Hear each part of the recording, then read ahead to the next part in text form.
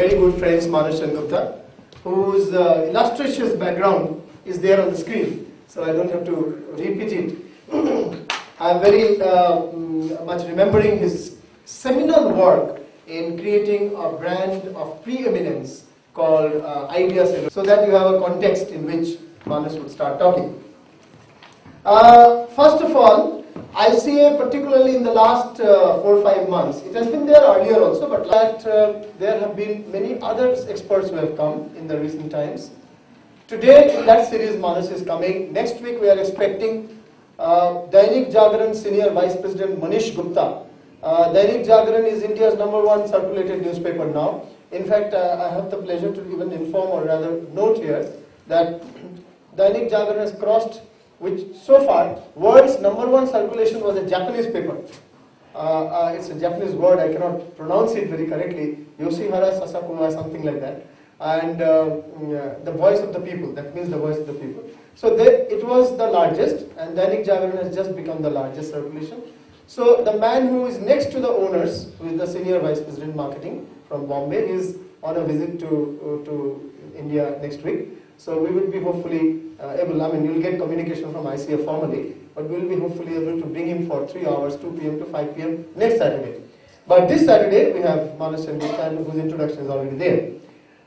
One of the ideas through these programs is to bring to the ICA learners a test of global intellectual power with respect to branding, with respect to rural development, social work. Even we are now interacting. We have already got confirmation from CEO of Everest Bank, A.K. Ahluwalia, who would also be taking a session in January. Then we'll also bring several, like for example, EC More Director General or UMN General Director.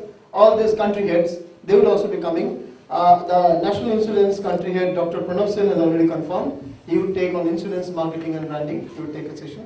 So it would be good. Some of you may be in management. Some of you may be studying. By the way, I'm sure all of you may not be ICA learners. You must have come as invited guests as well. That's fine. Very much welcome. And many of you are learners here in management, some tourism, some rural development, different fields. But what is significant is that such sessions by experts would actually open our eyes to various aspects of life. For example, someone is a rural development learner and working in an INGO and is invited to the session of Everest Bank CEO. One might think, he's a banker, I'm in INGO or in rural development, what do I gain? But actually, how can bank contribute to rural development or social entrepreneurship? Or how is a bank or that bank contributing to CSR, corporate social responsibility? That you can learn. And whatever the person has to say for 1 hour, let him say, and then you can ask questions, what you want to learn or want to know. So it will be always a good idea to, whenever you get an invitation from ICA about such sessions, please do take time off. It is done for the learners only. All the efforts are taken for the learners. Normally, if Manas has to be called independently by a company, any of your companies, the company had to spend for his travel from Bangalore, he is in Bangalore. From Bangalore, his stay for 2-3 days, then his remuneration, everything would have come to 1.5-2 lakhs. So here you are getting it free. You are getting it free, and similar such people, every 2 weeks, 3 weeks later, one such person. And some will be local persons also. So we are also looking at inviting NIC Asia CEO. He is a good friend, Sachin Joshi. We are also looking at inviting several other senior people from here as well, from Nepal as well, and from beyond Nepal. Some people are invited. We are pursuing some people from even Dubai. So what is significant is that please make this series that ICA has just started, and 2014 will make it maybe once, maybe twice, sometimes even thrice in a month. So let this be a very successful series. Apart from your regular counseling sessions with your faculty and all, which is good, which is fine, which is necessary. But these sessions will open eyes, help in building network also. You can exchange cards and interactions for future. So that's one. I'll keep this here with this appeal that make these sessions a great success, so that Amitji is inspired to call more and more people, spend more and more money for their travel, stay and everything. These people who come, they are not necessarily coming for any personal income, but their travel and other expenses we need to take care, obviously. So I would expect that your enthusiasm makes Amitji more enthusiastic in investing in such knowledge sessions in future. Now coming back to today's session. As Mr. Sengupta comes down, let me give it a little, initial sort of push to the idea on which we are talking. Suppose I have got this pen. If I tell, what is this? Everyone will say it's a pen. And the moment we say pen, we are looking at a product and not a brand. Right? A pen means an instrument for some functional use. One functional use to write. How are you? So I keep seeing you every session. Yeah. One functional use is to write. One functional use could be scratching your head, tapping your friend's back, to say hello. Or many other reasons, many other uses you can have of this, I'm not telling. So basically, pen is a product. The moment I say, this is a Mont Blanc pen, the moment I tell, this is a Mont Blanc pen, it immediately changes its image. So far it was pen, a product. The moment it is Mont Blanc, it's a brand. And a Mont Blanc pen would start with a minimum of 6,000 rupees or something. It's come? Okay. Mont Blanc pen will start with a 6,000 or 7,000 rupees price. So the moment you say Mont Blanc, you have a high-end positioning. Please understand, positioning. High-end positioning. This positioning is the result of branding. This positioning, branding is nothing but creating a promise in the mind of the consumer of a particular product or service. Creating a promise, the promise for Mont Blanc is sophisticated, high-end, high-quality pen. So this is the point that you have to understand. Branding is nothing but creating that mind space in the mind of the consumer, that promise. So which soap promises beauty? Which is the beauty soap? Lux. Which is the healthy soap? Lifebuoy. Which is the transparent soap? Pears. Which is the milky white skin soap? Dove. Which is the hygienic soap? Dettol. Who said all this, by the way? Who said all this? All soaps are basically for cleaning your skin, for physical hygiene. For physical hygiene. But it is a long-drawn communication done over 50 years, some 20 years, some 10 years by that particular brand to create a promise in your mind. So beauty is promised by Lux. Let me start using Lux from tomorrow. For next 2 years, I know I will remain the same ugly guy that I am today. I won't change. But it promises beauty. And you have come to believe it. A large number of people have started believing it. So this promise is branding. Creation of this promise through multiple means is branding. What comes into your mind? Today when you hear ICA, you remember IGNOU, you remember distance education.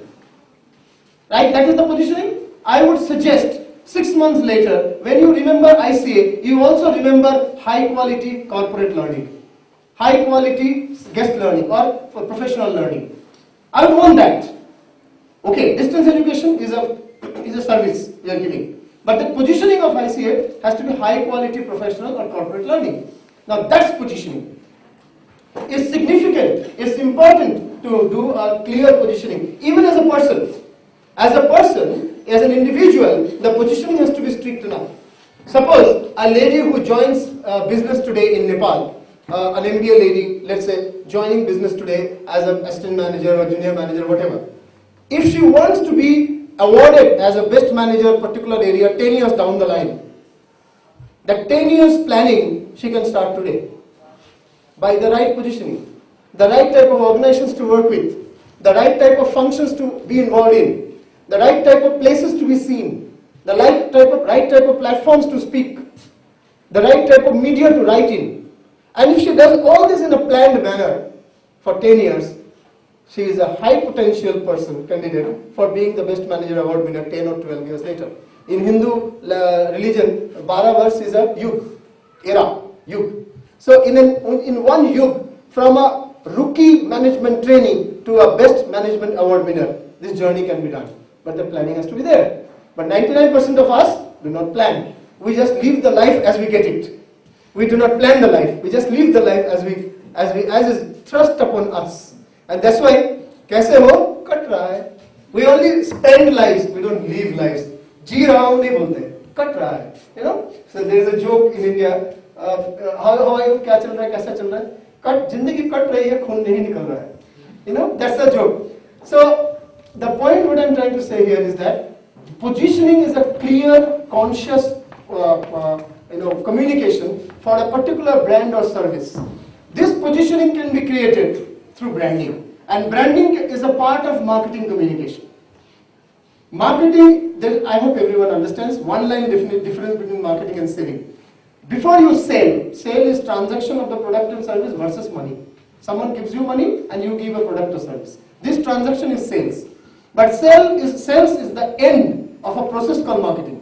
And then marketing is about taking your product or service to your consumer. Taking it physically, taking it emotionally, and taking it rationally. Rationally, by the features of the product. These are the features, services. Emotionally, by the positioning of the product.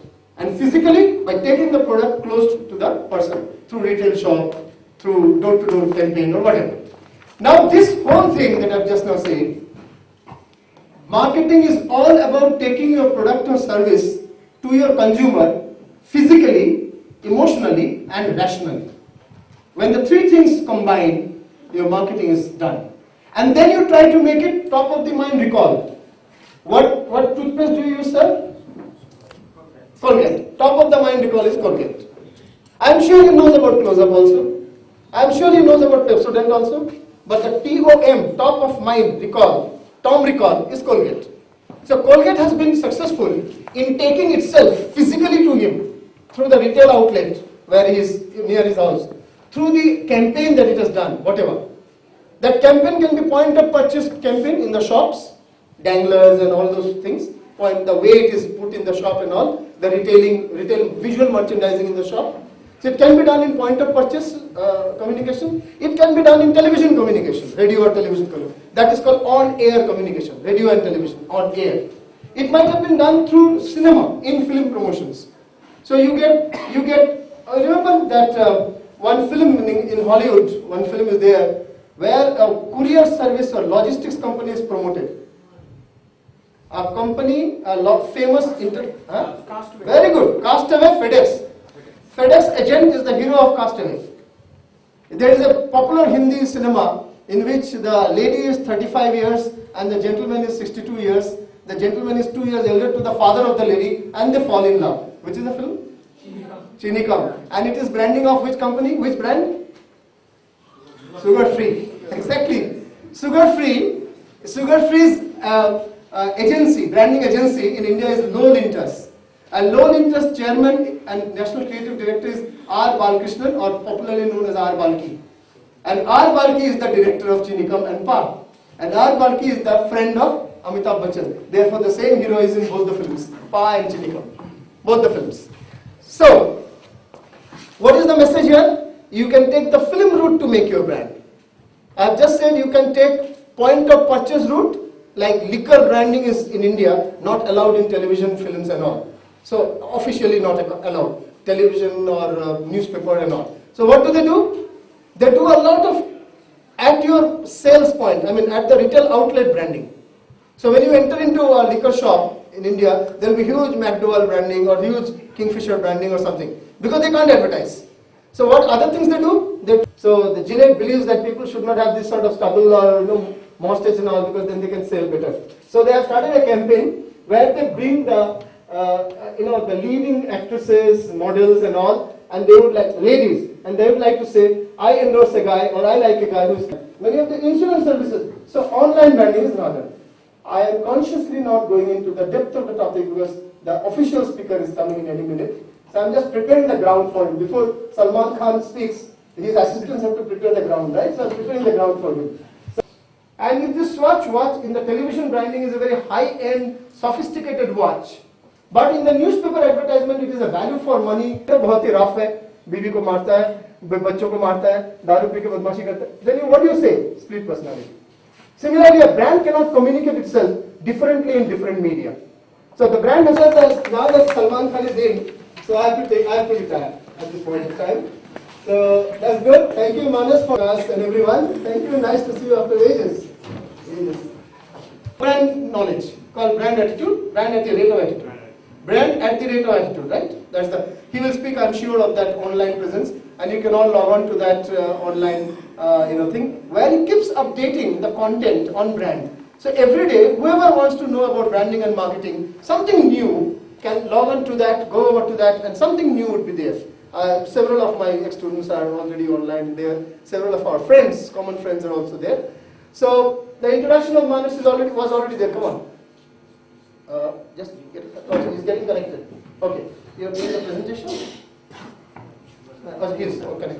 So when a child is born out of love, you take care of the child in a different way.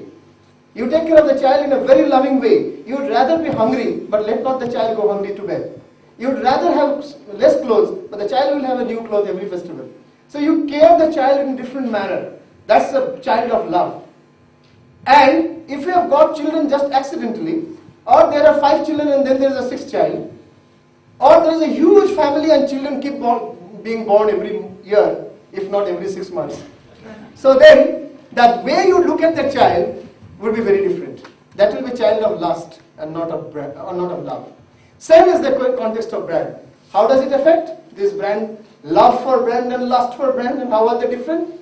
Depends on how you parent the brand. What's brand parenting? That's for Manas Sengupta to speak. Ladies and gentlemen, Manas Sengupta speaking on brand parenting for the next 2.5 hours.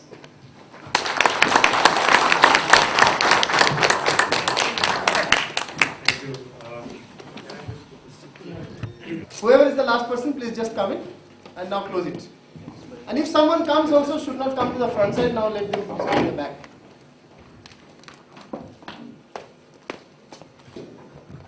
There is something called return on investment. So your time is 3 hours. So you are investing 3 hours for learning something. So 1 line, 2 lines, just tell. What do you expect? Ma'am, could you start? Also introduce yourself. Please stand so let others also see. Come on, people should see how beautiful you are. Come on, stand up. So introduce yourself and tell what do you expect from this session. Meena Chaudhary, Group Nepal. I think it's too early to talk about my expectations. No, expectation is before it happens, right?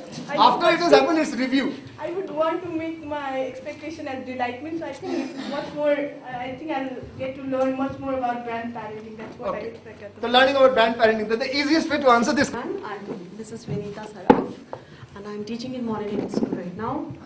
For me, life is endless and we can keep on learning every time. Wow. So I've just come here for learning. I don't know what is going to come. So but there's the perpetual student here. I'm a teacher, but I think I'm a student more. In fact, teachers are the biggest students. Yeah. Branding and all, I just want to know what Mr. Sengupta had to say more about it. Very good. Yeah. So add on to that. Please, sir. Yes. It's Mili Lozlava, and today I expect more about branding, how product are branded. How a raw product becomes a great brand, right? Yeah, great brand. Wow. That's Great. So I'm director in People Travel and Tours. So I'm also the entrepreneur. So actually I want to know about branding, and I want also, like, actually I don't know what to say, but like I want to brand my agency also. Like, Very good, good. I want to learn how to brand my agency. That's the right thing. That's the right. Serious effort than just one off of a seminar. Okay, friends, how many of you are from marketing background, whether just studying or working? How many of you are from the marketing fraternity? Okay, and the rest would be what? Finance, IT, social work. Great. No, even social tourism. Oh, lovely, lovely, great.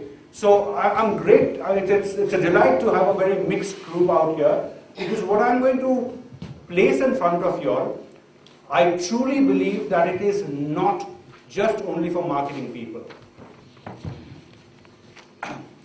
Labor pains. Everybody wants to write their life story, okay, so that, hundreds of years after you are dead and gone, people will read your story and say, what a great person she or he was. I've decided to write my life story. This is the title of my story, novel. Labor Pains, the autobiography of Brand Parent. I haven't written the story because I'm too lazy. Okay, so at least I've written the title. Now, stop me anywhere, question me. You can say, Manush, I completely disagree with you. I'd be right. They can only say no. They cannot ever say anything which is, makes a difference. Except Arvind Kejriwal, who has just taken over as the chief minister. Has he? Yes. Oh, great, lovely. Okay, so therefore, I have no problems if you disagree with me, because it's when you disagree with me, I get a different idea, a new idea. So please feel free to do so. What I've done is that I have 2 workshop modules. Each of them are of 2.5 days. So one is Labor Pains, the Art of Brand Parenting, and the next one is In a World Filled with Choices, Give Me a Reason. The first one, which is Brand Parenting, is all about trying to understand what is the brand, how do we relate to it, why is it so important to us, why does it make a difference. The second one, In a World Filled with Choices, Give Me a Reason, is all about how to create some distinctiveness about the brand. Today, the world has so many options in front of us that often we just take whatever comes easily and not because we have a specific reason to go for it. So the second one is actually more focused towards how to create that differentiator. So what I've done is I've really taken extracts from both these, because in about 2.5 hours you can't do 5 days workshop. And let's see if we can cover some new perspectives. Okay. Music to this one, master, wherever you are. Yeah, yes, I keep on forgetting. Okay, who doesn't want to be this? Anybody? Anybody who doesn't want to be a successful manager? Myself. You? Yeah. Great, lovely. So what do you want to be? I went to a professor. Oh? I went to a professor. Professor. Professor. Yeah. You want to be a successful professor? But not successful manager. Okay, no, that is why I put the word successful in all big and bold. You want to be a successful professor? Yeah. Okay. I think Ujjwal and I will disagree, because this session is how not to be a successful professor or a manager. Okay? So, you can kind of, so let's see. Let's start with a very, very, grim and serious and disturbing information. If you see these 2 pie charts, fundamentally what they are saying is that 90 to 95% of the products that we launch fail in the market. Now, if not all, most of you are working. Is there anybody who's not working? Everybody is working out here in some fashion or the other? Okay. So, okay, you are in the minority. But you will notice that in your career, every day you're doing something or the other. Either you're working towards launching a new product, working towards launching a new brand, or working towards launching a new campaign. And what this is saying, that out of 10 that you launch in a year, let's say, 9.5 will fail. Then what are we doing? Why should the company pay us? Why should the organization we work pay us those nice salaries if this is what we are all achieving? Just 5% is success. So, keeping this in mind, there are some very, very critical business challenges that have cropped up. One is the environment. What is the environment saying? That today, technology is no longer a differentiator. If you come up with a new packing for your mobile phone, tomorrow someone else will also copy that and will say, okay, I also have it. If you come up with a new app, someone else comes up with a similar app day after tomorrow. Every time we buy a smartphone or a laptop, we research it for at least 2 to 3 months to see which is the latest configuration and the lowest price. And the moment you buy that and you walk out of the shop with your phone, you will find a hoarding which says better apps at a lower price. Isn't that what happens to us? So there is no company today which can claim up and say that, I am the only one who will give you this and nobody else. So in a scenario like that, the only thing that a company can keep on doing is to keep on improving, continuously improve themselves. And for that, creativity and innovation is the only competitive advantage. And creativity and innovation happens because of two things. One is the kind of people who are working over there and the process and the culture that allows such kind of activities to happen. Second challenge is the customer. In a world surrounded by 100 boys, why should you select one husband? Right? So what is the need to be loyal? If there was Choose two girlfriends. I mean, my wife will, not my wife, my daughter will kill me. She's far more respectful. If you remember the earlier slide that I was talking about, in a world filled with reason, choices, there is no reason. So unless you do something, you understand the consumer as a human being, there is no way you will be able to connect to that person and maintain a relationship. So as people get less and less loyal, the only way to run a business is to first put the customer first. And then say, okay, I recognize you as a human being who lives, who works, who plays. These are the three activities that surround whatever we do in our life. And therefore, whatever we do will be for your benefit. Third is the employee. Now, whether you achieve the up to will depend entirely on the quality of the people who are working in your organization. Bodies all lined up. But if you want to pick the right talent, maybe out of 1,000, 2 or 3, if you're lucky 5. That's the kind of scenario that's going to happen. Last and not the least, therefore the companies are beginning to realize that the only thing that will make them sustain over a period of years is the brand that they build. Technology is not going to help them. Pricing, cutting is not going to help them. And the only reason whether the outside customer is going to come and stick with you or the internal customer, the employee, is going to stick with you is because of the brand. Now brand, what is brand? It's just not another logo. We'll come to that a little later. So therefore, in a world filled with choices, give me a reason. Any business has two key imperatives. How to sustain, that is, how do I go on from day to day, and how do I scale?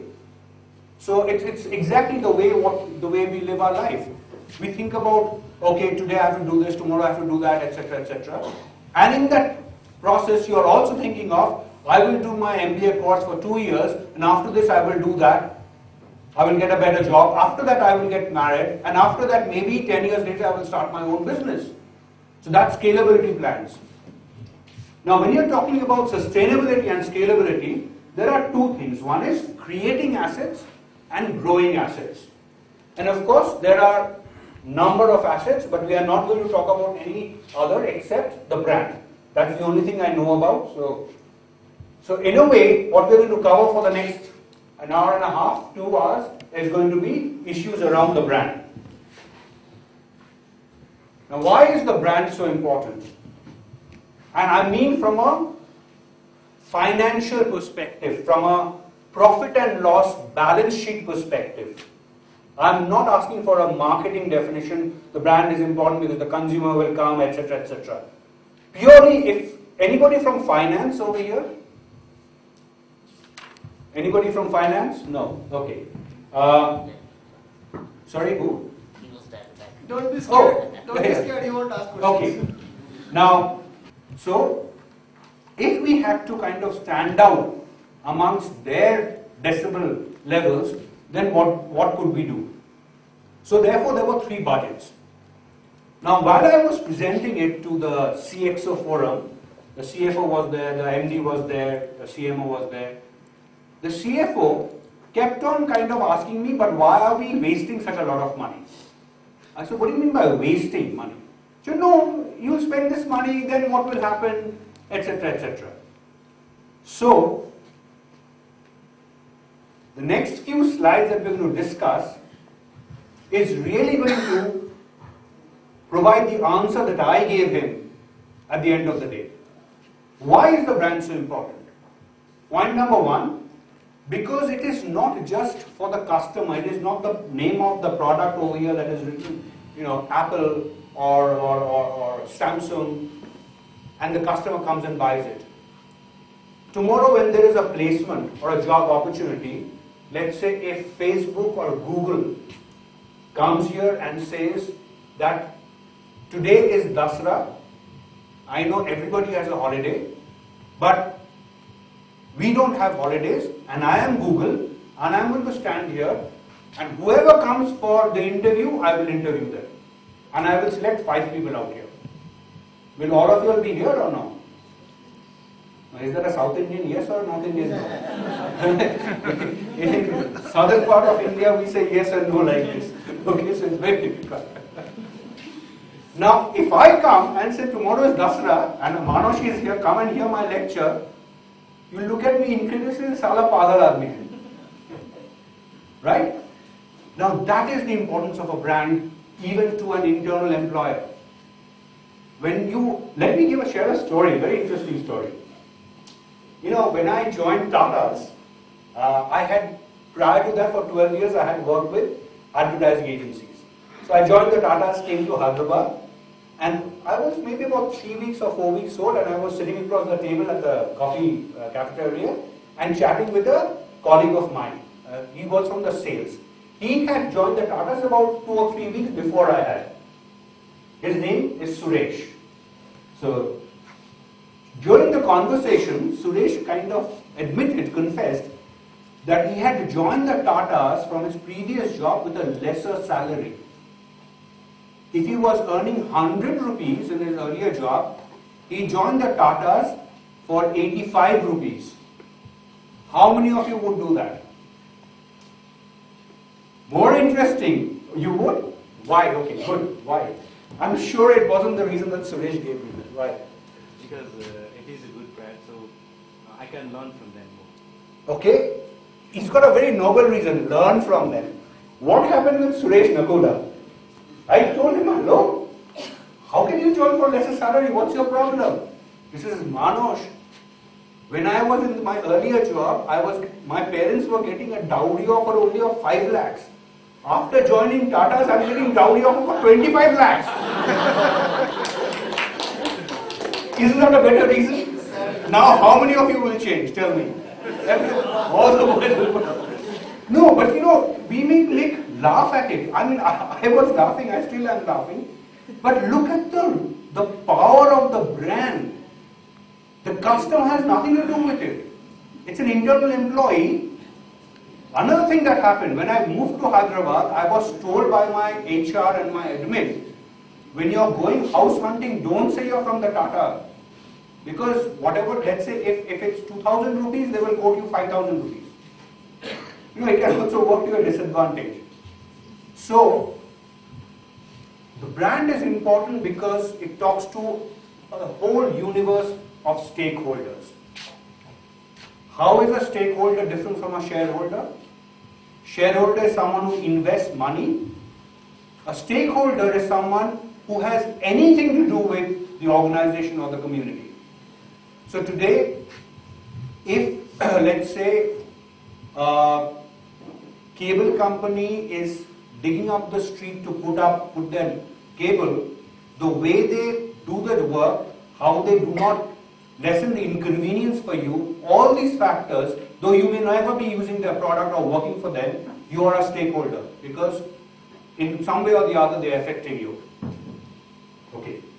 The second is all assets are replaceable except the brand. There is a very interesting story that I had read years back. Have you heard of a cigarette brand called Marlboro? Yeah. Okay, all the girls are saying yes, the guys are saying no. Why?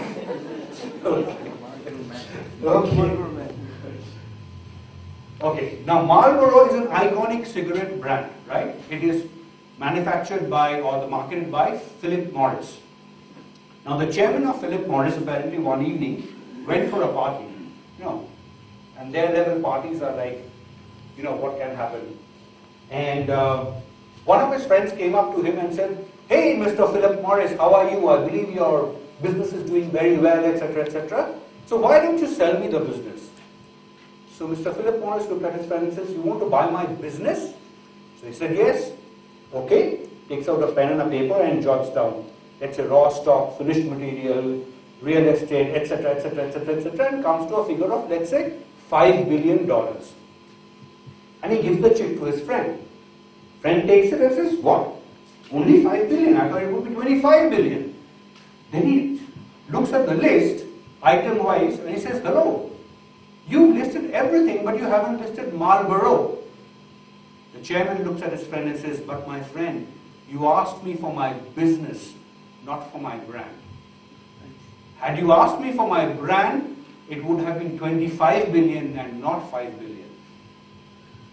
What does it kind of say, the takeout of the story? If you take away everything from me, and I still have the name Marlboro, I'll go to another factory. Tell them, print, you're making cigarettes, print the name Marlboro, and I've got the entire world with young ladies sitting in Kathmandu wanting to buy my cigarettes. But you take away the name Marlboro from me, I'm just another factory outlet, and I become a vendor. Right? Now, Coca-Cola or Pepsi, all these have bottling franchises over here. They run on the name of Coca-Cola. If Coca-Cola tomorrow goes out and let's say Manosh Cola comes in, he will not have a single sale out there. So, you guys are here not because of the building. You are here because you believe IGNOU ICA will give you a qualification, will give you some learning that will have value in your career prospects. So whether they are here today or whether they shift the venue tomorrow to some other place, you will still be there. But if today all of you all are here and ICA IGNOU takes their name away and says Manosh MBA, nobody will be here. So a brand is the only thing that you cannot replace. When HR, anybody from HR out here? Human resource? No, good, then I can say it. When HR tells you that you employees are our most important vital asset, they are bull. Shit, yeah, okay. At best, employees are the second most valuable asset. Your brand is your key asset.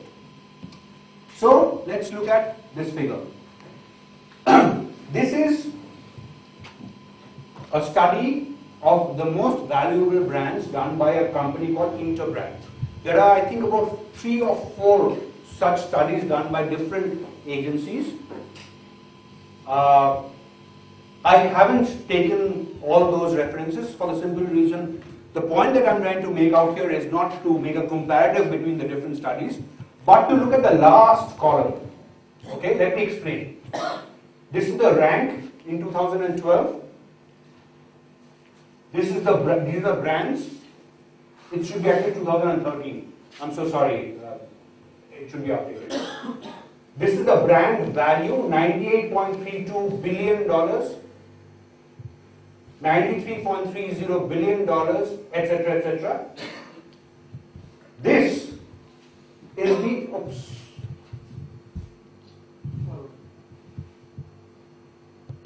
take away all its payments that it has to make, that it owes to the market or to various stakeholders, etc., etc. So just imagine, just one single asset, that brand that we see, APPLE, 5-letter word, and a brand, an apple, that too half-eaten, okay, is $98 billion, contributes 22% as on that day, because the enterprise value kind of fluctuates, so I've taken on a particular day, which is 27th November. So out of that 100 rupees, 22 rupees only for that brand. Now there is a thumb rule which says that the brand value should be a minimum of 40% of your enterprise value. If it is not so, you are under leveraging the brand. Now for instance, when Steve Jobs was alive, The brand value used to be around 70, 80, yeah, I think about 70, 76%. But obviously, every time there is an iconic figure who goes out, a lot of other financial figures get impacted. But from whatever little bit I know about Apple, I think they are going to kind of recover and grow big. Coca-Cola, till last year, they were number one. And obviously they've been overtaken by Apple and Google. And it is still alive and still featuring on the top two, come and be at the top. But to sustain yourself over there is a mighty challenge. So, started out by saying that for the business, the brand is the only differentiator that's going to count. What is a brand? Is it any of these? Or is it a combination of these? Anyone? Experience. No, I'm saying it's none of these, but it's experience. Could be, I don't know, there are no wrong answers, it's different views. It's a service. So is it not a corporation or a product or a patent? Service. Give and take. Okay, sorry? Image of the product, okay. Anybody else? Okay, I disagree. Oh, I feel so nice, As a student, if you stood up and told the professor, I disagree, he would kind of kick you out of class. But when you're standing here, I can disagree. Okay. Now, I'm not saying you're wrong. Okay? I'm saying I look at it differently. For me, it's a life form. Critically, a human life form.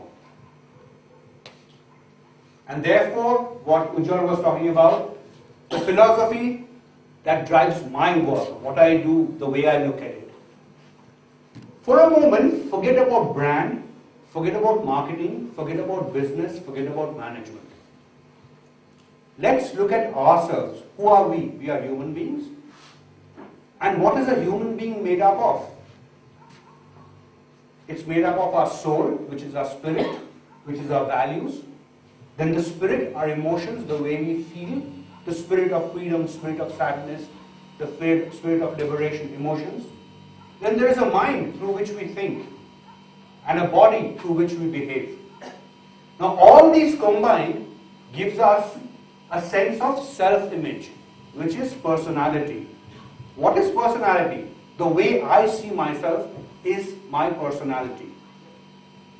And then this personality leads me to form relationships. Isn't that what a brand all about? Because at the end of the day, the brand is only alive or is as strong as the strength of its relationships. When you walk into, what is the most popular beer out here? Tuborg. No, Tuborg is a multinational. I'm talking about local beer? Gurkha. Okay. Okay, I actually have been drinking Kukri Ram. So let me talk about Kukri Ram. Let's say I walk into a shop, okay, and it's freezing cold, 12 o'clock in midnight. It's very, very cold. I walk into a shop and I say, Kukri Ram hoga. He says, no, I don't have Kukri Ram, I have something else. The next shop is 1 kilometer away. Do I say, okay, give me what you have? Or do I say, no, it's only Kukri Ram or nothing else? That is the measure of your relationship, the strength of your relationship. Okay, I'm not a very good, moral person. I am a complete sinner. But so my example that I'm giving here is not that I necessarily follow. Let's say we as men and women have relationships, and there are temptations which come our way. How many times have you been tempted but have backed out saying no because I have someone special at home? How is it different from a brand? Or how is the brand different from the way we conduct our lives? Okay? Now, when I'm talking about parenting, there are two elements involved in it, a man and a woman, right? So therefore, let's bring in the concept of a family. There is a man, there is a woman. And when these two elements get together, great fun happens, right? Okay. Besides fun, sometimes they also do some constructive work, which is very hard work, okay? So a man and a woman having fun, no problems, but as soon as they decide to have a child, they are no longer just a man and a woman. Their roles change. They become a father and a mother because they have decided to bring this person into this world. How many of you are parents? How many of you have children out here? Okay. Right? So I guess if you are a father or a mother, you will possibly kind of connect to this a little more than those who are yet to become parents. But I hope you appreciate what I'm saying. It has to be parented, and a parenting needs a father and a mother. Now typically, the client plays the father's role, and I'll come to that a little later, and the agency plays the mother's role. I have been both on the agency side and I've worked on the client, the corporate side, client side too. Now while working on the client side, when I dealt with my management, I was actually playing the role of a brand mother. But when I was dealing with the agency, I took on the role of the brand father and they became the brand mother. So, typically the brand father, as possibly still happens in our lives, I want my daughter to become the next chief minister after I retire. Or I want her to become the next Miss Universe. I want my son to become the next Salman Khan, etc., etc. And to do this, I need to provide for some resources. So, I decide on the destination that I want my brand to capture so much of market or be thought of this like this in a certain fashion by the people, and to achieve that, here is the money. What does the, brand mother? The mother is the person who nurtures this brand child day in and day out to make that child from a toddler to a star. When I was a child, I remember, I did my schooling in Kolkata from an institute called St. Xavier's School and then college. I remember the first day I went to school. I joined in class, infants or something like that, I've forgotten what it is. And my brother joined in class 3. The admission test, I had failed, my brother had scored the highest. So they thought that maybe there was some mistake in my correction because someone whose brother is got the highest marks, his brother could not be so bad. So my brother was over here and I was over here. So it's okay, must be some mistake, let's take him in. So anyway, the first day in school for my brother was fabulous. Why? Because he came in apparently in the last 5 years, nobody had scored in the admission test for a primary school which was up to class 5 in our school as high as my brother. And it was also that nobody had scored so low as I had. I still remember, nobody lets me forget, they asked us to spell father and mother, and I wrote father as F-O-T-H-E-R, M-A-T-H-E-R, father and mother. So you can well imagine what happened after that. Anyway, as my brother entered the class, he was welcomed by his teacher because the teacher was very happy that she's got a star student. So made him call them, made him stand there. My name is Manosh, my elder brother's name is Pradosh. So this is Pradosh, and everybody be nice to him, he's a very good guy, etc., etc. No, when the teacher puts you on a pedestal and instructs that everybody has to be nice, instantly he's accepted. Now, both brother and I, we joined midterm. Okay, so about 3-4 months of the year was already over. I came into class. Oh, you're Manoj, sit there. Last bench. Ever since then, I was in the last bench. You know, I don't know whether you'll remember, it's very difficult for a kid to suddenly be accepted by other kids. Especially in school, if you go and a new child comes in midterm, it's traumatic for that child. And it was equally bad for me because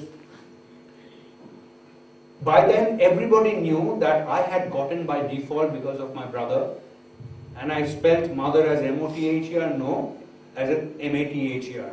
So, you know, as basic as that. So it was quite sad. I came home that day, both my brother and I, we came home from school. My brother threw his bag, went out to play, very happy with the first day of school. And I was completely destroyed. I said, I don't want to go back. Now, who was there? My father wasn't there. He was in the office, being the big boss that he was. It was my mother who took me in. First thing she did was to feed me something. I don't know whether there's a saying in Nepal, but in India, especially amongst the Bengali community, the grandmother always says that if your husband or if your son or your daughter comes home in a bad mood, first give them some food and then talk to them. And it works. What is the Bengali of it?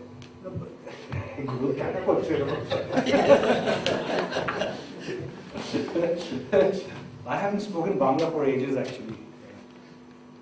Anyway, so that's what she did. She fed me first and then sat down and then started speaking to me. Now, then my father came, whatever, 6:30, 7:30, 8 o'clock or whatever, he also spoke to me.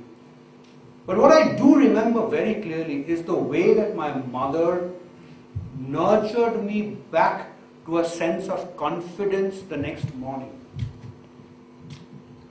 To go and fight the battle again. See, it is not about a man and a woman. It is about the masculine and the feminine.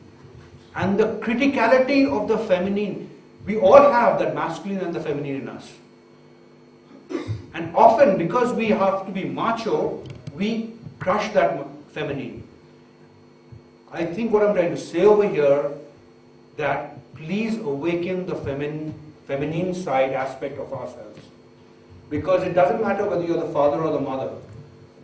But when let's say after a day's work, even at work, you come home. You've been sacked by your client, you've been abused by your boss, you've been laughed at by your colleagues, your juniors have looked at you and said, see, this is the guy who screwed up. Everybody's made your life hell, you've come back home. Who is the person who throughout that evening, that night, nurtures you back for the next day's battle again? It's your wife.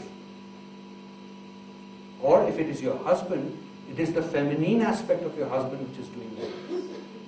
And that is what has to come for a brand. That is what a mother does for a brand. The client says, I want this, and here is the money. Now, 3 months later you come and you show me results, otherwise you are sacked. I have worked in an agency for 12 years. The client would have no hesitation in calling us at 4 o'clock on a Friday evening. Saturday, Sundays, we were holidays in India. On a 4 o'clock on a Friday evening and say, I want to see this on Monday morning, 8 o'clock. Your weekends are gone. Everything is gone. Your family life is gone. You call up, you take up the phone and you call your mother and says, hey, I'm not coming home. The first thing she asks, what about your food? Call up your wife and says, hey, I'm not coming. My daughter, you know, what I say with my wife, I'm not going to share over here. But let's say if I'm talking to how does my son respond? Oh yeah, okay, chill, have fun. Are you sure it's work, not some pub? Then I won't go to that pub. That's my son.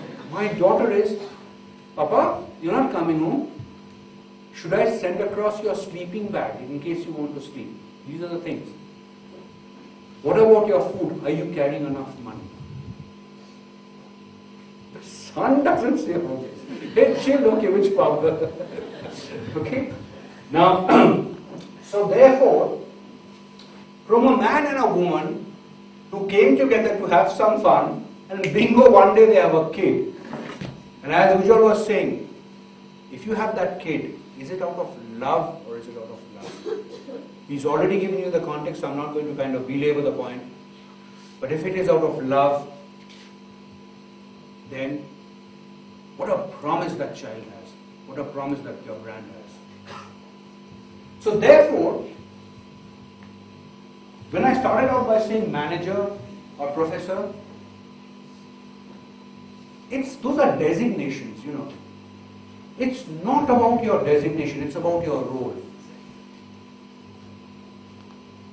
A parenting is a role, it's not a designation.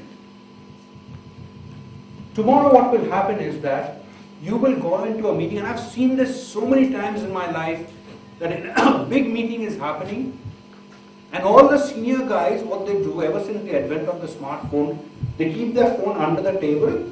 They look very serious, you know, sometimes they have spectacles like this, or like this.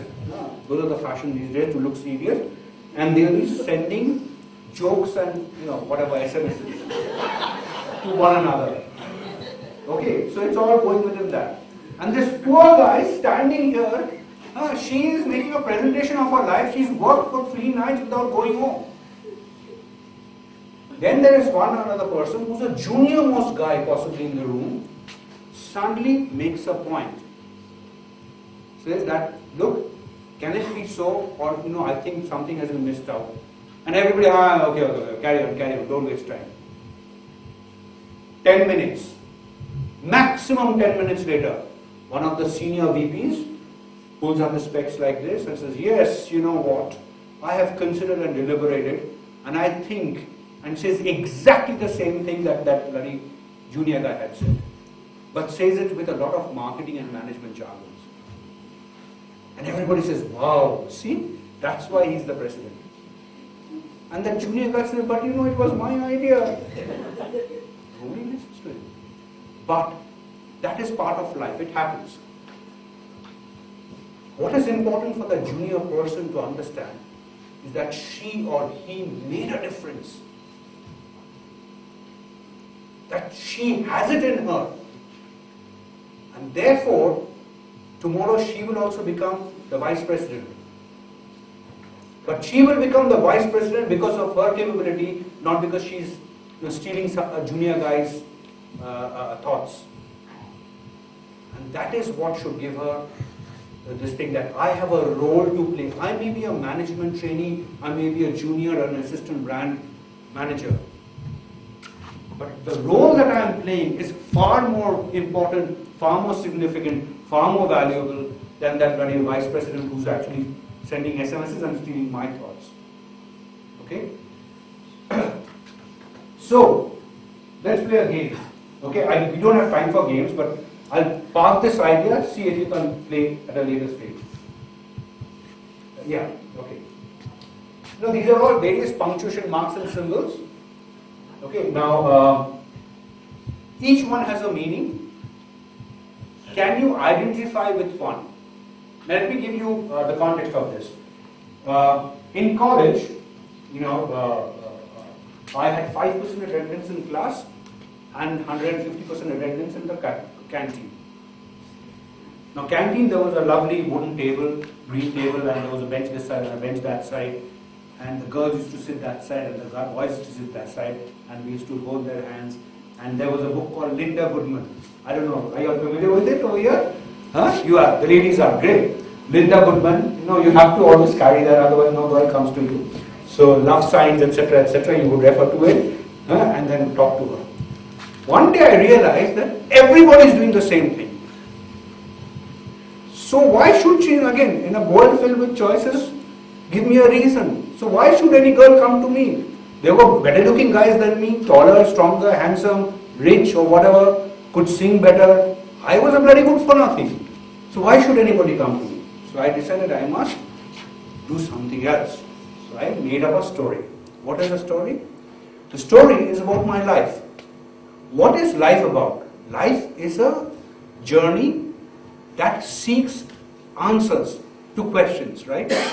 Every day you get up and says, okay, what shall I eat? That is a journey, that's a question. You say, okay, which movie to go for? Or it could be, how can I change the world? Whatever, it's a journey with questions. So, if I'm life epitomized by a journey which is in search, I am the question mark. Okay? This is my symbol. And in my journey, I meet various situations or people who represent these symbols. For instance, there are those people who will always say, no, don't try it. It won't work. They'll always say no. Let's say that person is a full stop. We come across such people, right? Then there are those friends who say, hey man, you've been running for a long time. Why don't you just rest for a while and then carry on? That friend could be a comma.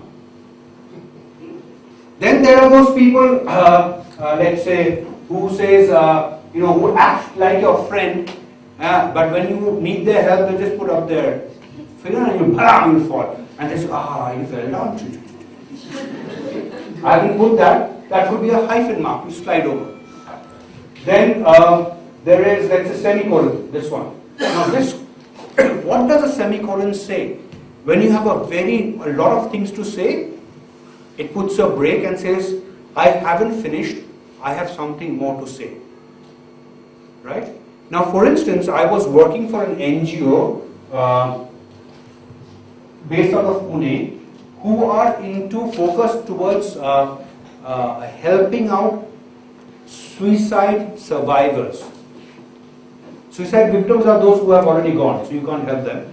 But survivors are those who haven't died, are prone to suicide, or the family of the suicide victim.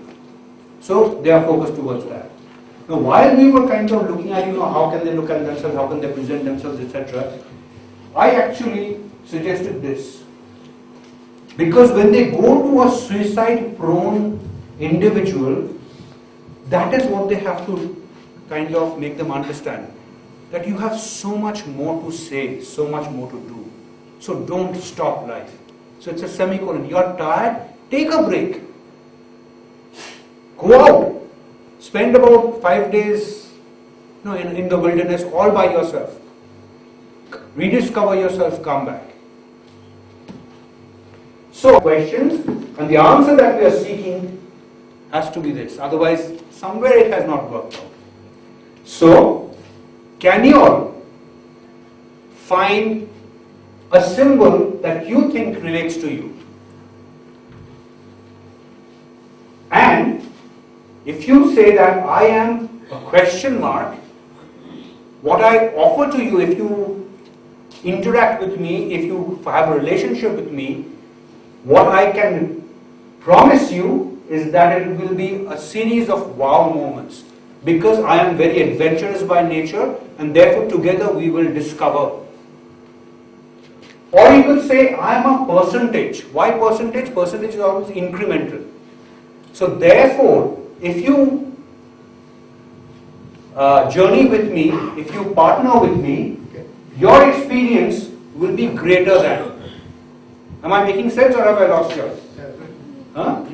Okay? So, this way it goes on. For instance, not equal to. Therefore, it is by X. I am not equal to, I am something else. For instance, this one, equal to. Equal, what is equal to? Means balance. And because I bring that value, that quality of balance, I bring justice. I bring righteousness. Right? So, my submission to you all would be, do it amongst yourselves, do it with your friend, take a symbol, go to someone you know well, and say, will you take this? This is what I have to offer. See how she or he reacts. It's a good attempt to build bridges. You may have heard this story, but let me say it again. A traveler had to go to another village from his village, and it was a day-long travel. So he started early in the morning, before the sun was rising. And as he came out of his house on the outskirts of the village, he sees a man with a huge rock in front, with a big, hammer that break boulders, going bang, bang, bang on that rock. So he goes and asks him, "Hello man, what are you doing?"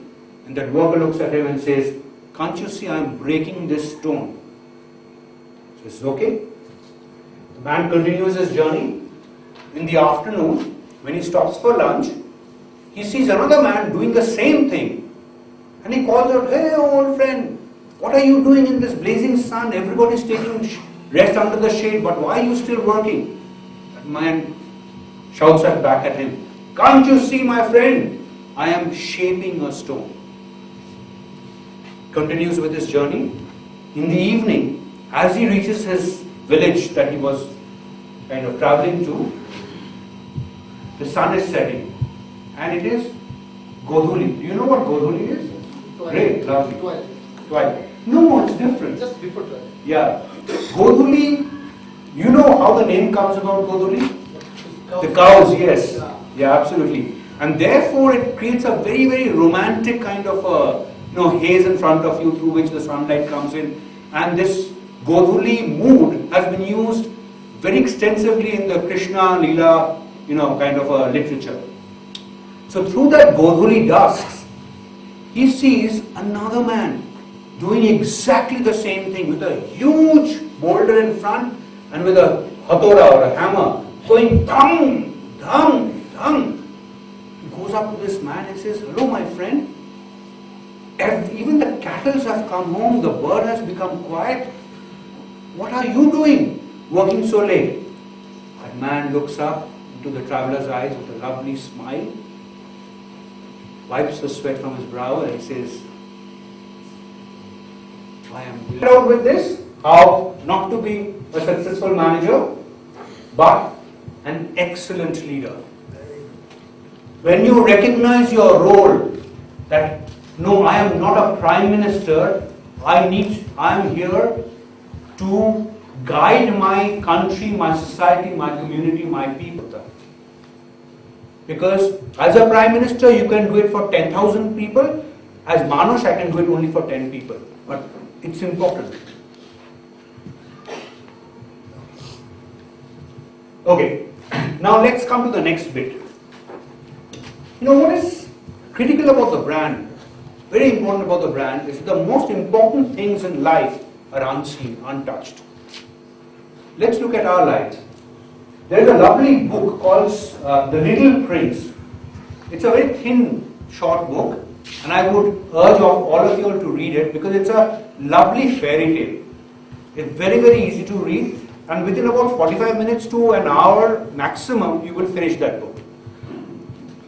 For those of you who are really interested in branding, the first chapter of this book is very interesting because it is of a child who draws an elephant, and when he takes it to various people asking them, "What is it?" different people say different things. One says it's a hat, another person says it's a snake, or something. So reality versus perception, which is so important in communication, in branding. That's a beautiful kind of a piece. Now, this story is about a young boy who goes, in his imagination, travels to different planets. In one of the planets, and different planets, different things happen. One of the planets, he meets this character called the fox. And when that person is leaving, he's very sad and says, "Why are you leaving?" He says, "Because I will not be able to see you," or something like that. I've forgotten the exact context. And this is what he says. "And here is my secret. It is only with the heart that one can see rightly. What is essential is invisible to the eye." Who do you love the most in your life? Can you see love? Who do you hate the most in your life? Can you see hate? Your emotions you can't see. What is essential is invisible to the eye. Okay. Next, this gentleman called Carl Buchner was a South African artist, if I'm not mistaken, who I think is no longer alive. But what he said over here is so relevant. They may forget what you said, but they will never forget how you made them feel. And when I bring these two thoughts together, this is what my brand is all about. I mean, there's nothing more to say. So, keeping this as a kind of a context, let's look at, if we have to create a brand, how do we decode it? We talk about what is brand. Brand is an identity. Fair enough. But what is an identity made up of? A brand is a culture. Why is it a culture? Because a culture says that this is how I am different from the rest of you, because this is the way we believe, we value, we act. So when we see someone, we do namaskar. Another country may do handshake. Another country may do like this. But we do namaskar, and this namaskar has a certain meaning because I'm bowing my head, I'm touching all my senses, etc., etc. And this is my culture, this is how I do it. And therefore I am unique, and therefore I am better, and therefore I am preferred. So brand is about creating a culture. A culture is made up of three things: what you believe, what you value, and your attitude. And therefore that gives you your self-image, right? Which is your personality. And therefore the way you see yourself, and I'll come to a little more later, is the way you behave. Therefore, that creates your persona. Now, what is the difference between personality and persona? Personality is the way I see myself. Persona is the way you see me. Right? So, yeah, exactly. Through the behavior. And therefore, that creates the identity. So, this is the cycle that we will kind of just keep in mind. And therefore, when we're talking about creating an identity, you know, textbooks will have a lot of other models. I am not getting into that because you will have reference of that. I'm just trying to make it as simple and relatable as possible. So if we are talking about creating a culture, an identity for a brand, then what are the three steps? First is define who I am, which is nothing but a noun. We've all studied English grammar. Hopefully we still remember it a bit. Who am I? That's my noun. And who am I is defined by what is it that I believe in, what is it that I wish to accomplish, what are the values through which I am guided. Now, having said that, next one is what do I do, which is mission. Mission is nothing but strategy to fulfill a certain vision, the pathway through which you will go. And therefore, if this is who I am, this is how I will do, what I will do, how will I do it, which is adverb. And therefore, my attitude. So, if it's a little confusing, bear with me, clarity hopefully will come. Okay, we were talking about who am I, noun, vision. Here are any brand that is not familiar. Everybody is familiar with these brands? Yeah? Mark. That's a good one. Yeah, okay. Okay, here are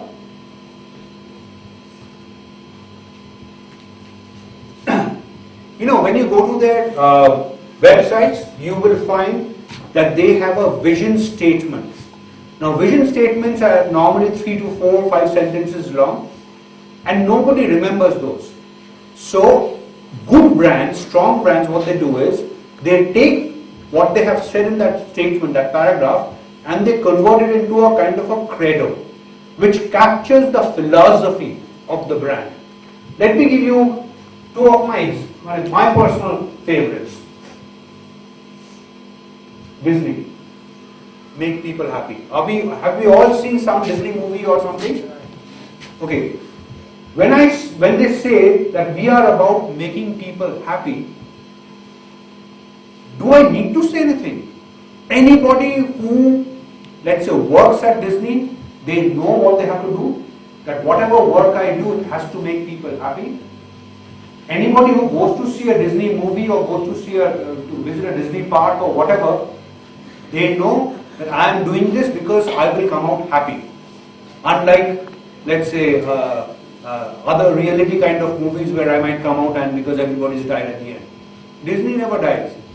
Disney, the good person will always win. The beautiful princess will get a very handsome prince. So we all come out. It's somewhat like a Shammi Kapoor movie. Anybody knows Shammi Kapoor out here? Yeah. Now Shammi Kapoor and I have a great bonding. Not because I knew him. In school, every Friday we used to have exams. St. Xavier's School, Friday exams. Thursday was a holiday because of some missionary, some sabbatical or something that they used to have. So conveniently they used to give us a holiday on Thursday and a Friday exam. Everybody was studying. I never studied. So around 4 o'clock, I used to wonder, look, everybody's still studying. Tomorrow is an exam. How do I manage? And it is very simple. Because somewhere in the city there is a Shammi Kapoor movie going on and 4:30 show. So if 4 o'clock I start feeling worried, 4:30 I would go buy the cheapest ticket, the front row, sit down and watch Shammi Kapoor. Shammi Kapoor had the best looking heroines, Saira Banu, Sharmila Tagore, etc., etc. He was the leading man who always took on roles with the newcomers. No other leading man did it. He had the most beautiful songs in his movies, and he never danced to his songs, he enacted his songs. If you see a Shammi Kapoor movie, the way his jhatkas, his matkas, his stylization, my God, it's the ultimate guru. And he had the most threatening of villains, Pran. And he would beat up Pran single-handedly. Come home and my father says, son, how was the exam? Exam was great. Results come out and my father says, son, what are these results? The examiner screwed it up. I gave a great exam. But produce results. Don't go on making mistakes. Every time you make a mistake, you know what not to do. When you commit the same mistake twice, it becomes a fault. Look at this. Take risks. What a strong philosophy. Have fun. HR policy. They say we will tolerate mistakes. Please make mistakes because that's how we learn. But don't commit the same mistake twice, because when you do not commit the same mistake twice, you produce results. Fabulous, absolutely fabulous. Another one. More than just a restaurant. McDonald's is an iconic cultural element of what American stands for. You start your first job over there, school kids during the summertime they go for jobs. First job. It is a model for other restaurants. It's a community partner. That's how they see themselves. Look at this, marketing. Beautiful. If you look at their philosophy, which says love of wild and beautiful places demands participation in the fight to save them. So they are all about conservation and environmental sustainability. A major portion of their sales proceeds goes towards conserving that. That's how they build up their brand. And they are doing a fabulous job. They are not cheap, they are very expensive products. But people, when they buy that product, they are buying it with this thing that, yes, because a part of my, 25 or 30% or whatever, is actually going back to that, that Everest base camp where I have thrown so much litters, it's going back to clean that place up. Okay. Now, Tata is a company that I've worked at, and I've also, as an agency, worked for them. Now, this was in JWT, or what is, I think, known as an agency called Thomson out here. Thomson, Nepal. Thomson, Nepal. So this was in Calcutta. And when I, in my rookie years, I was the junior most member on the account, which is to service Tata Steel. So this was, I think, before most of you all were born. Now, there was a campaign that Tata Steel did that time. It was called, or the byline was, "We also make steel." Has anybody heard of this campaign? Okay. So if you go back to the Tata archive, I think they might have it, I'm not too sure. But as you can see, from their baseline sign off, they're not saying we make the best steel, we make the strongest steel. They are saying we also make steel. That means the steel that we make and that we sell, the money that we get out of selling that steel is the real, and whatever purpose we spend that money for is the real reason why we exist. Now, we had been asked before this campaign was made, there was a lot of problems that the Tatas were facing from various lobbies and politicians saying that, why should we get this license, why should we get that tax waiver, etc., etc. What have you done for the country, the nation, you're making so much of money. So the Tatas wanted to create a campaign which said that, look, our contribution to the nation is much more than just making that steel and making money out of that steel. So they called us and said, Mr. Rusi Modi, who was the chairman of Tata Steel that time, he will brief you.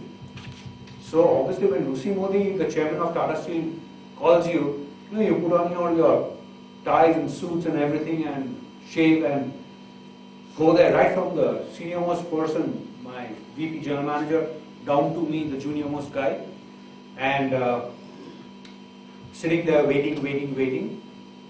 After nearly about 45 minutes, Rusi Modi's number 2 man, Aditya Kashyap, he walks into the room.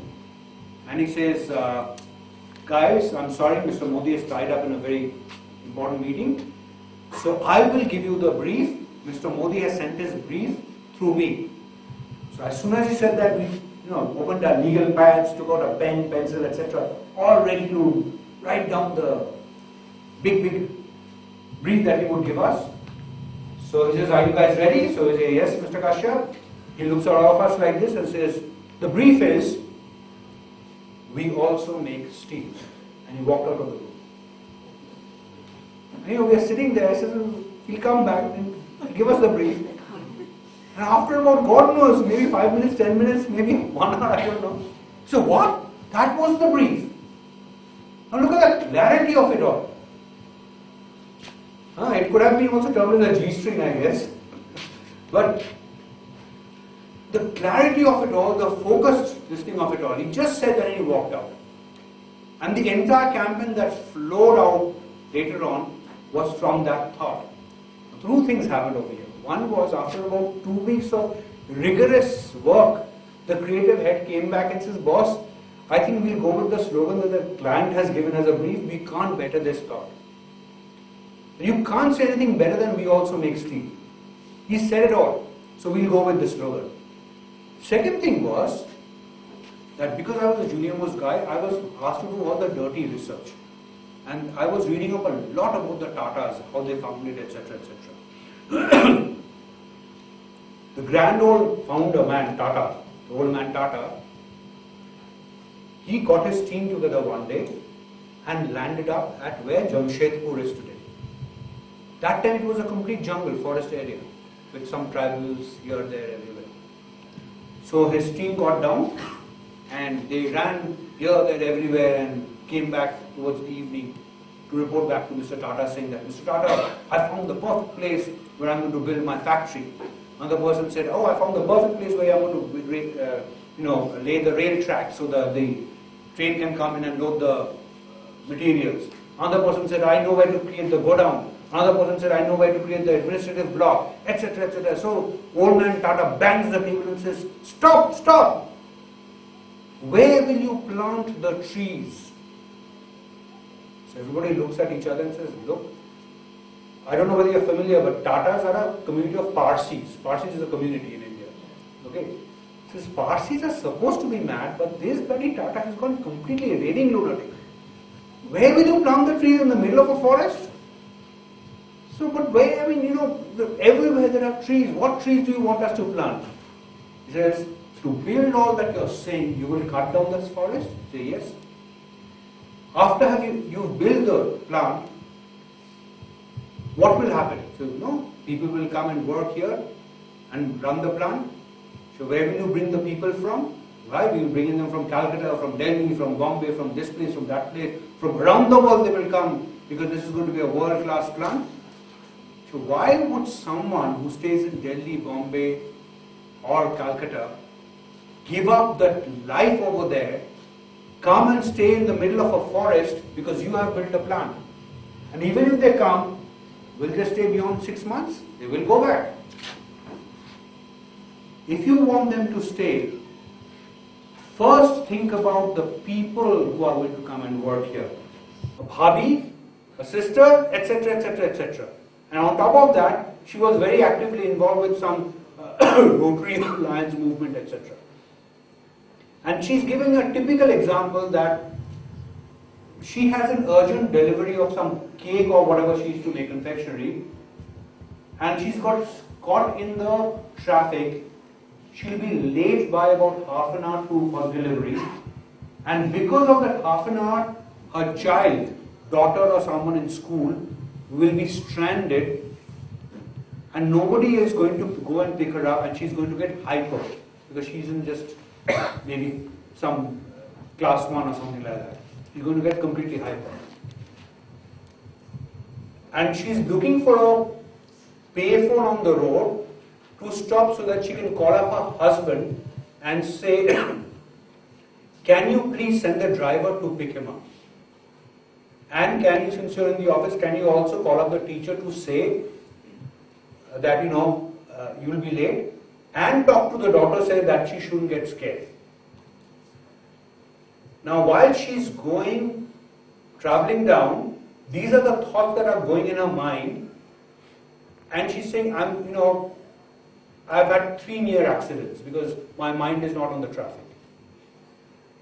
And then she says, I wish I had 48 hours in my 24 hours. What's the connection? Look at this. I'm a cat, okay? When I look into the mirror, I think I'm a lion. Don't we all? I look into the mirror, do I see myself? No. As UKC was saying, I see Salman Khan. You look into the mirror, you will see Aishwarya Rai or Angelina Jolie or whoever. I don't know, the current flavor is. Now, this cat sees the mirror and sees a lion. So, wow, I'm a lion. Therefore, I'm the king. And because I'm the king, I am the most powerful and I can bully everyone. Right? And therefore, the way the cat behaves, the audience reacts. Now, if someone more powerful comes to me and says something, I may have to do what that person tells me, but that doesn't mean that I will respect that person. In my mind, I'm calling this guy, this cat, a bully. Right? A gunda. And therefore, the behavior is my attitude, the way I see myself is my personality, and the way the audience sees me is my persona. Now, what is important out here is that my behavior over here would depend upon the value that I carry with me. If, let's say, I see myself as a lion, and if my value is that of might is right, the strong is always right, then this is the way I will behave. But if my value is that as a powerful person, I have a responsibility to take care of the others, as the head of a family does, then I will not be doing this, I will be doing this. See, just one gesture can make such a lot of difference in what we want to say. And the brand that I'm talking about is exactly follows the same line of thought. Okay, have I done this? Then I can kind of take it, or I will move forward. Everybody wants to go home and party. You take the question to the end. Okay, this is noun, verb, attitude. Okay, noun is who am I, what do I do, how do I do it. Nike, right?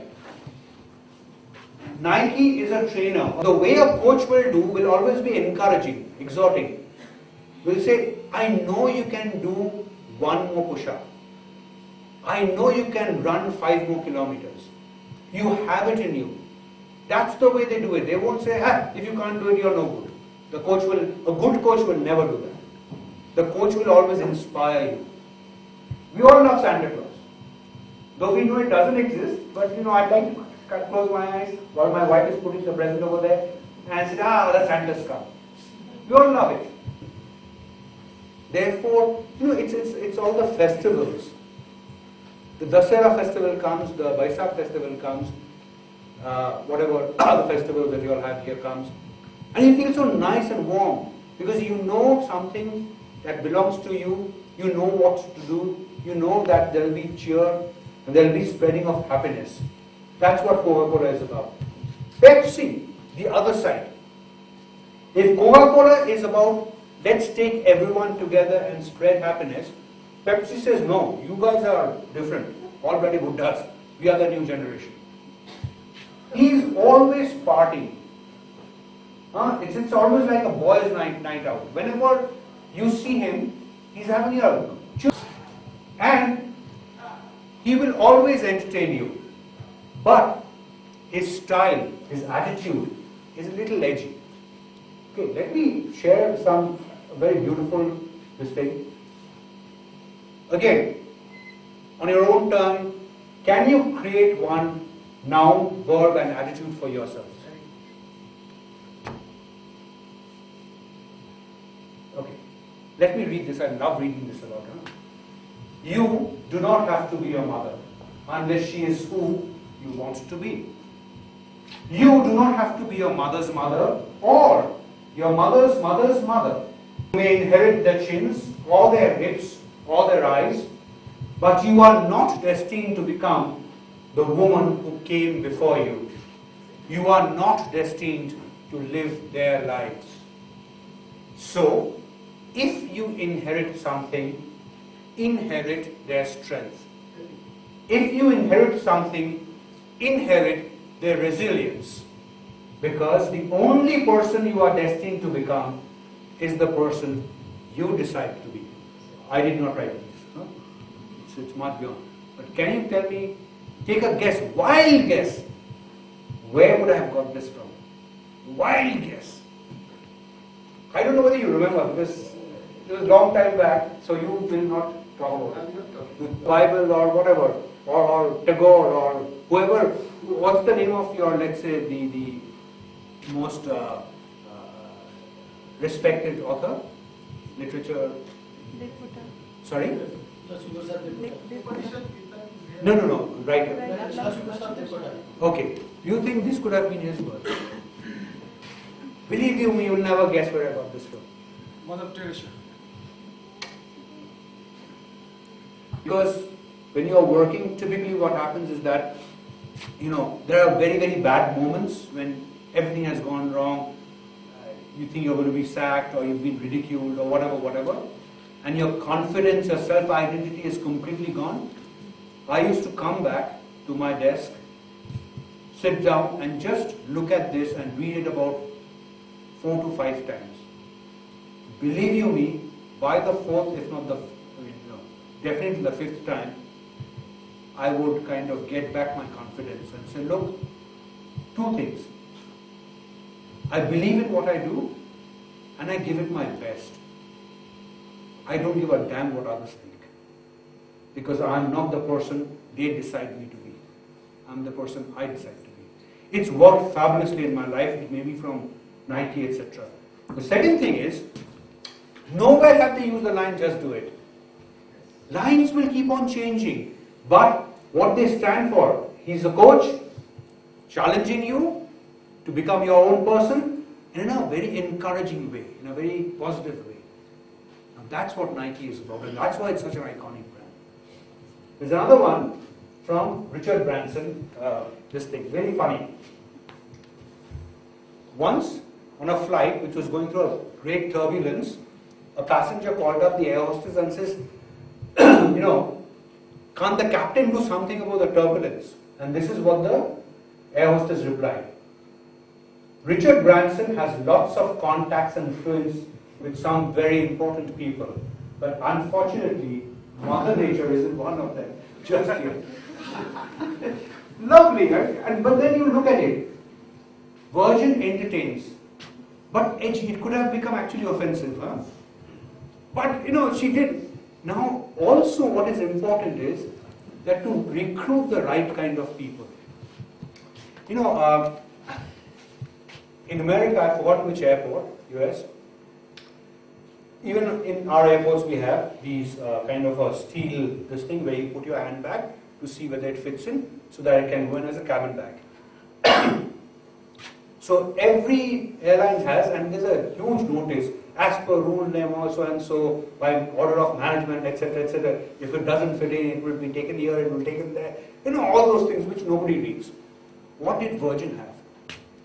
A small placard on top of this thing says, "We respect that you may have an ego the size of an elephant, but our aircrafts are too small for your baggage." Sound went off. Yeah, very good. Are too small for your baggage. Okay. Now, of all the things that I saw, the 10 things that I remember in my trip to US, this is one of them. And every time I say it, everybody laughs and smiles at it. It could have been offensive.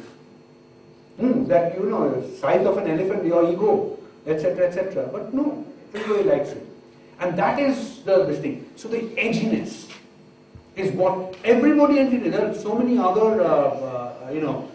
brands that are equally entertaining. But can someone say that, look, I have that sense of edginess, that sharpness, it's like having something with a bit of nice chili in a warm, very cold wintry night. You're having a food and you bite into a chili and gives you a tack hit over here, and you feel edgy. That's it. Now this brings me to another point, that is, it's very important that if you want to build a culture and an attitude for your brand, you have to get the right people. There was an airline called Northwest, if I'm not mistaken, or Southwest. It no longer exists. Northwest, which has got sold out and got taken away. Yeah, okay. Now, Northwest was the most affordable airline, lowest priced airline. But they never ever spoke about their low fares, because they knew that before buying an air ticket, people will go online, they will look at 3-4 different airlines and look at the cheapest fare and then go with that. So why should I talk about it? Instead, their entire brand positioning was on how customer sensitive and friendly they were. That you have the best experience when you deal with us. Nothing about price. Sorry? South. That's Southwest. Okay, could be. Okay, now, how do they recruit? You know how they recruit? They'll call, let's say, how many of you are here? 50, 60 or whatever. Into the room, let's say a room like this, everyone's waiting. And you're waiting, you keep on waiting. After about maybe 2 hours, suddenly someone comes and she says, look, sorry guys, we are running late, but there are 5 people who are going to interview, and 2 of them are going to leave in about another 5 minutes. So the first 10 who can enter the interview room will be interviewed, and we will select 5 from there. Okay? And the interview room is down that corridor. So the first 10 will be only allowed, that's it. Because after that they have to leave. So what do? All of you get up and you start rushing down the corridor. Who wants to be the first? You have to be among the first 10. And as you're going, this lady is walking down, turns a corridor, and you bump into her. And whatever files and folders and papers she's carrying, it falls on the ground. What you do out there is your interview. You're being observed. There are cameras. Do you stop to help a person? is that an imbibed value in you? Because if it is not there, nobody can teach you. Right? So they are saying you come with the value of reaching out, helping, consideration. We will train you how to polish it up. So like, some of you, if not a lot of you, would be recruiting people who are, let's say, going to assist you. When you are recruiting, what do you look for? You hire for talent, you train for skill. Okay? You cannot know if everybody wants, I want someone who has got 10 years experience in this, then no fresher will ever get an opportunity.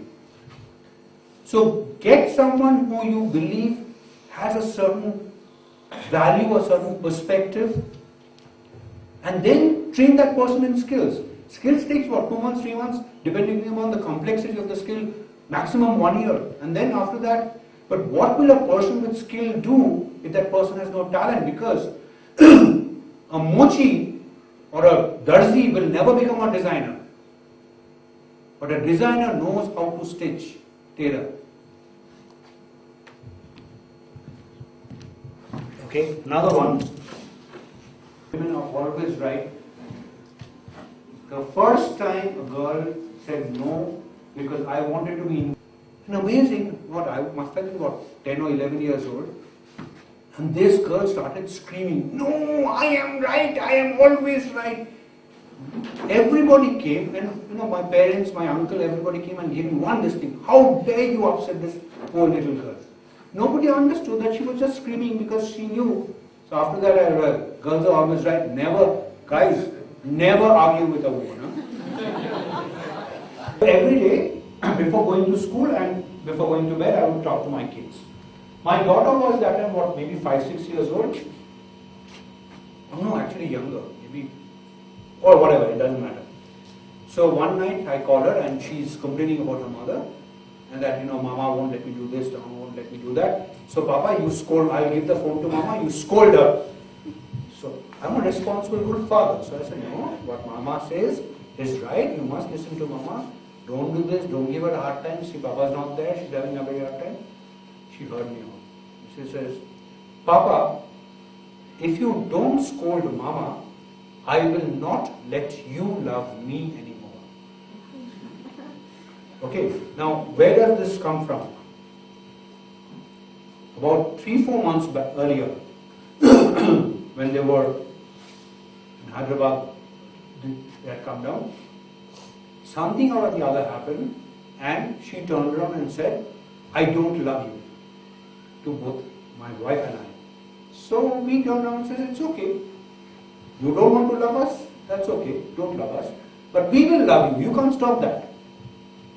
So we will continue to love you because you are our daughter and we always wanted you. That's why." Imagine a 5-year-old child remembers that, triggers that, and says, "I will not let you love me anymore." My God. And do I need better proof of that? Women are always right. Okay. Can you tell me which brands? There are 3. See? Noun, verb, adverb. Who am I? I'm a maverick. I disrupt. I'm very edgy. Who am I? Lost soul. Therefore, I'm a seeker. I'm very experimental. I'm a change agent. I transform. Sense of compassion. It doesn't have to be real. I've just taken random. So if you think that Apple fits here, Nike fits there, it's okay. I just want to understand, how do you see?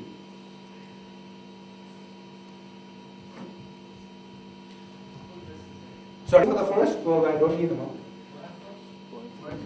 Virgin? Okay. Now let me tell you what this is about. This is my life in 3 different phases. Okay? This is what I was in college. I thought I was being a big dada by doing everything that society had forbidden me to do. Then, obviously, I had to sober down a bit because I met people like gentlemen like Ujjwal. And he promised me that if I behaved myself, he would call me two faces students. But I think this has been the most, what should I say, there's been a major transformation within me. Just ensure that I don't get caught anymore. Yeah, well, so, and my values, which have not changed, I would like to think, that right from early days, I've always believed that you treat me with respect and I treat you with respect. There's a sense of dignity. I'm by nature very inclusive. I like diverse this thing. And I'm always, I think this is, I don't know whether it's good or bad, but I'm always a sucker for excitement. So if you promise me something exciting, I will immediately jump on. And often it has led me to a lot of trouble in life. Believe you me. A lot of trouble. And, but I've come through it, so it's okay. You see yourself anywhere, in any one of the three? Yeah. You're on the three. What about you, Lily?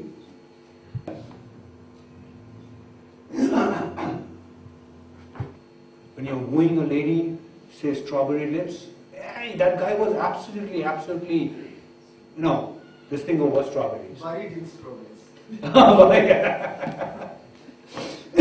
Then, one day, he was sitting at the local tavern, the local bar, and he heard this stranger traveler who was passing through his village talk about strawberries that were this big, juiciest and the sweetest strawberries that you could find anywhere in the universe.